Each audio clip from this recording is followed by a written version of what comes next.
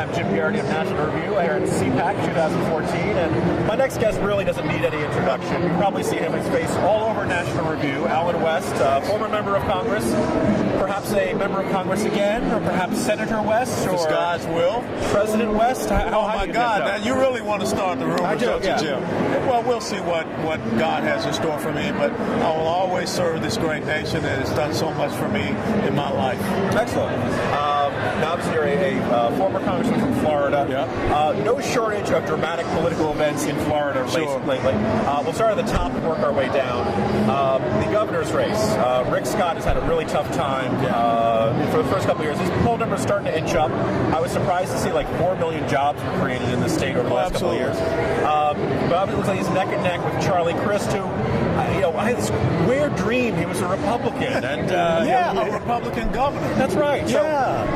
Short of the Charlie Crist of, say, 2006, traveling forward in time to run against the Charlie Crist of 2012, how do you see that governor's race shaking out? You're familiar with the state of Florida and the mood of its electorate. Well, the most important thing for Governor Scott is to be able to get out there and promote his message with the people.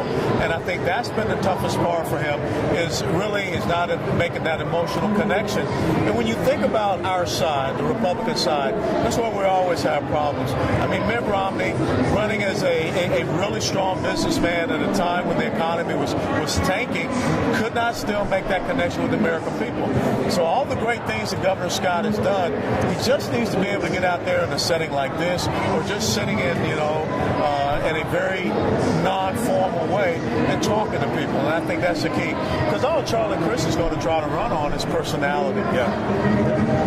As your long career, whether in the military or in Congress or your post-congressional, you've been known as a quiet, soft-spoken guy who doesn't like to make waves or anything. Sometimes we're the analog, or the opposite side of that might be, say, Alan Grayson, who recently got into some trouble down in Florida. So, one, are you surprised? I know that you guys probably were like the two extremes of the Florida delegation when you were there. Are you surprised at all to see Grayson in the hot water that he's in down there? No. And first of all, I would not put myself in the same light as an Alan Grayson. I would never stand up and say the Democrats just want you to die. Am I very vocal about what I believe in as far as my country and my conviction? Yeah, absolutely, because I was willing to put my life on the line for this country. But, Alan Grayson, things are kind of catching up with him. The financial issues that he's had, and now the issues with his wife. And I think that's going to really hurt him in that Central Florida area. As I said, a former decorated veteran, the military budget came out under Chuck Hagel, and it was shorter, smaller. It was, basically just as one word of less, basically. Yes. But in a time of great peace and prosperity, of course, we can afford that, right?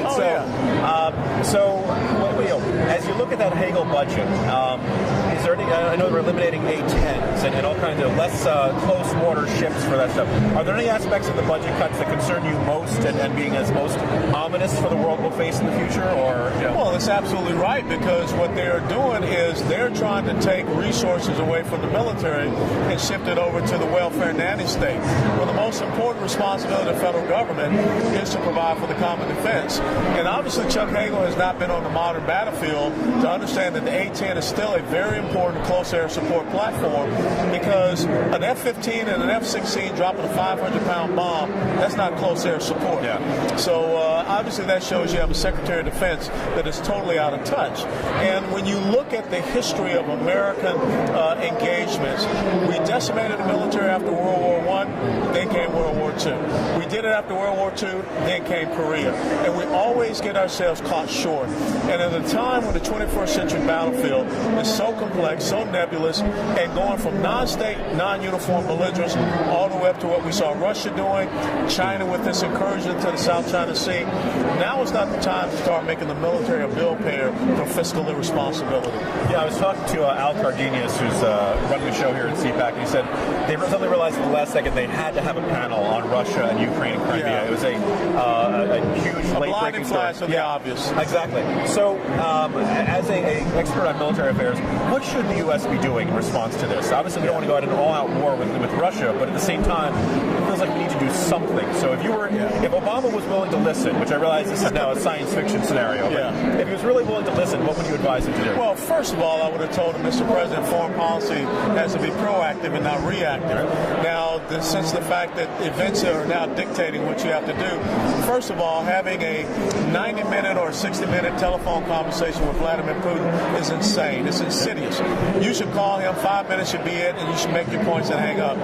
We need to understand that this is not the end. I mean, just with Crimea. Vladimir Putin said that his biggest disappointment from the 20th century was the collapse of the Soviet Union. And when you're making those intonations about protecting ethnic Russians, every country that borders Russia that has ethnic Russians is very concerned. We need to look at how we expand NATO and bring in those security arrangements. We need to look at how we can take, maybe a battalion-sized force and have military-to-military relations and exercises with countries like Poland and some others. We need to look at how we can now put that missile defense shield back up, which President Obama canceled in 2009. Economic sanctions are one thing.